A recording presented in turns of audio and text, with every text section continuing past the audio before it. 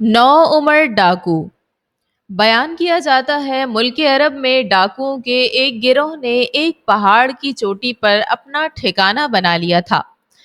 وہ اس جگہ پر بیٹھے رہتے اور جیسے ہی کوئی قافلہ ادھر سے گزرتا پہاڑ سے اتر کر اسے لوٹ لیتے۔ لوگ ان کے ہاتھوں بہت پریشان تھے۔ ڈاکوؤں کا یہ ٹھکانہ کچھ ایسا محفوظ تھا کہ انہیں پکڑنے کی کوئی کوشش کامیاب نہیں ہوتی تھی۔ جو بھی ان کی طرف آتا تھا وہ دور ہی سے دیکھ کر چھپ جاتے تھے۔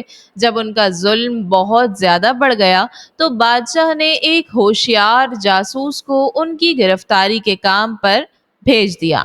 یہ جاسوس ایک جگہ چھپ گیا اور جب یہ خطرناک ڈاکو ڈاکہ ڈالنے کے لیے چلے گئے تو اس نے شاہی فوج کو خبر دے دی۔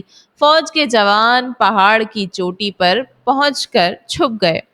ڈاکو ڈاکہ ڈال کر واپس آئے تو بڑے ہی آرام سے مزے لے کر سو رہے تھے۔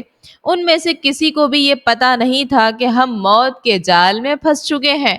فوج کے لوگوں کو جب اطمینان ہو گیا کہ ڈاکو سو گئے ہیں تو انہوں نے سب ڈاکوؤں کو مضبوط رسیوں سے جکڑ کر بادشاہ کے دربار میں پیش کر دیا اور بادشاہ نے فوراً ہی حکم سنا دیا کہ ان سب کو قتل کر دیا جائے۔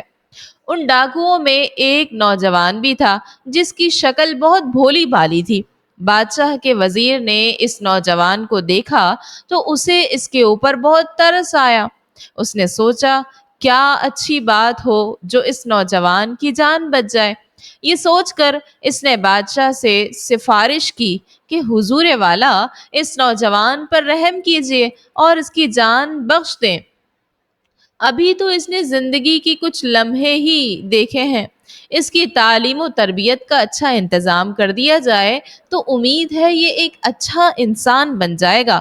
بادشاہ کو اپنے وزیر کی یہ بات پسند نہیں آئی۔ اس نے کہا تعلیم و تربیت سے انسان کی فطرت نہیں بدلا کرتی۔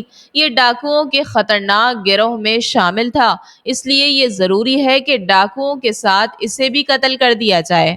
یہ عقل مندی نہیں کہ انسان آگ بجھائے اور انگارے کو چھوڑ دے یا سانپ کو مارے اور سپولے کو زندہ رہنے دے۔ وزیر نے بادشاہ کی اس بات کی تائید کی اور کہا بے شک حضور آپ نے بالکل ٹھیک کہا، لیکن موقع دیکھ کر ایک بار پھر اس نوجوان نے سفارش کی۔ اس نوجوان کی عادتیں واقعی اچھی نہیں، لیکن یہ بری عادتیں اس نے برے لوگوں میں رہنے کی وجہ سے اپنائی ہیں۔ اب اچھے لوگوں کے ساتھ رہے گا تو یہ اچھا بن جائے گا۔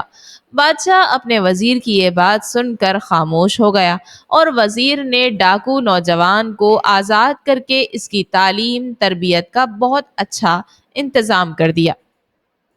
کہتے ہیں یہ نوجوان کچھ دن تو ٹھیک رہا لیکن پھر برے لوگوں میں اٹھنے بیٹھنے لگا اور ایک دن نیک دل وزیر اور اس کے بیٹوں کو قتل کر کے اور اس کے گھر کا مال لوٹ کر بھاگ گیا اور اسی پہاڑی چوٹی کو اپنا مسکن یعنی اپنا گھر بنا لیا جس پر اس کے ساتھیوں نے قبضہ کر رکھا تھا۔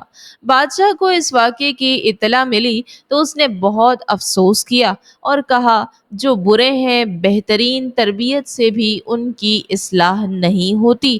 اچھے سے اچھے کاریگر بھی لوہے سے عمدہ تلوار نہیں بنا سکتا۔ شیخ سعدی نے اس حکایت سے اس حقیقت کی طرف اشارہ کیا ہے کہ بد اصل سے بھلائی کی توقع نہیں رکھنی چاہیے۔ اور سعدی یہ کہتے ہیں کہ جو لوگ اپنی خباثتوں میں پختہ ہو چکے ہیں انتہائی کوشش اور حسن سلوک سے بھی ان کی اصلاح ممکن نہیں۔